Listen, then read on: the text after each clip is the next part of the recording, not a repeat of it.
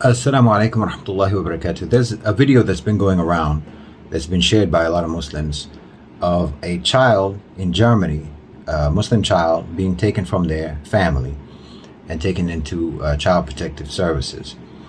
And of course, just like with Sweden a few months back, this is being spread across Muslim social media as evidence of Germany stealing Muslim children from their families. Don't spread information unless you can investigate it and check and verify this kind of information.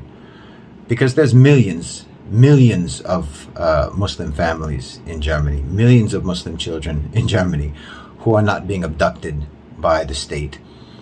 The story has been clarified somewhat by the authorities, saying that police responded in this particular case because the child had been screaming for long periods of time, and the neighbors complained out of concern for the child. You might want to know that little piece of information before jumping into the conclusion that the German authorities just saw, oh, there's a Muslim living over there, let's go take their children.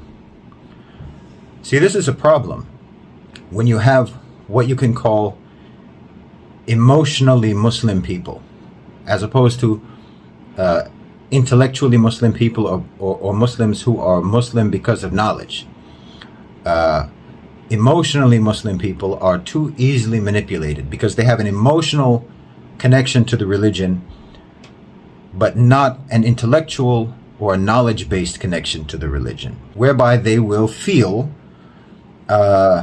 passionate about any sort of Muslim cause without ever actually going to the trouble to see what's the real situation. They're easily manipulated, easily exploited. They're very excitable. It's even worse than a cultural Muslim, because at least a cultural Muslim may not have knowledge about the deen, but they have their culture that dictates how they respond and what matters to them, and sort of a framework for interacting with society. Emotionally Muslim people don't have that kind of structure. They can just blow up in emotion and run with half-baked information because they have an emotional connection to anything with the word Islam or Muslim on it. So they can do a lot of damage this way for the rest of the Muslims and for whatever society they're in. And the problem is compounded because of social media, because you have people whose target audience are emotionally Muslim people, Muslims who don't have knowledge, Muslims who don't have critical thinking skills, who are just emotionally Muslim.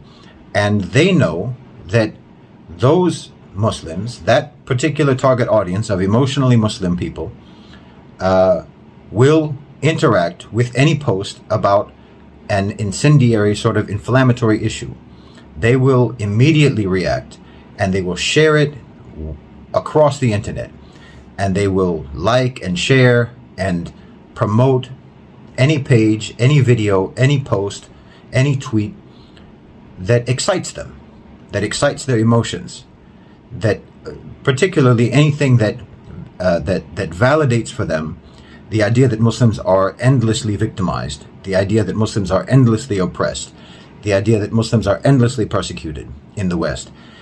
For whatever reason, they sort of fetishize, as one brother said, they fetishize oppression.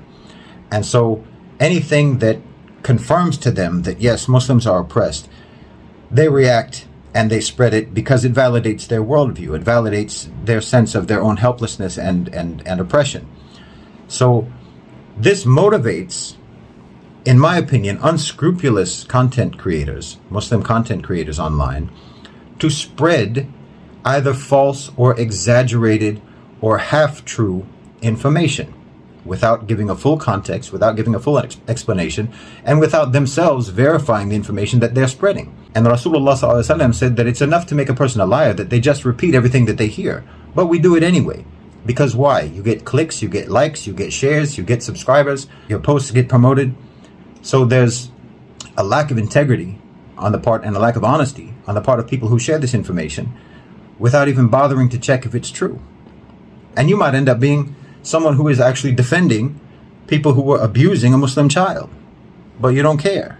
Because, okay, maybe in this particular case the child was being abused, But I know that this thing happens. I know that Muslims are being persecuted. So it's fine. If this particular case isn't true, nevertheless, my overall worldview that I can't substantiate in any way, my worldview is correct anyway. So we'll run with it because it's essentially true. Even if it's not factually correct, it's essentially true it's emblematic of what I believe to be true. This is very irresponsible. It's very reckless. And like I said, the problem is just compounded by the fact that you have content creators who know that when they put out a post like this or make a video like this or do a tweet like this, it will get a lot of interaction and it will spread like wildfire. But this is extremely irresponsible. So please, verify information before you spread it. Jazakumullahu khairan wa assalamu alaikum.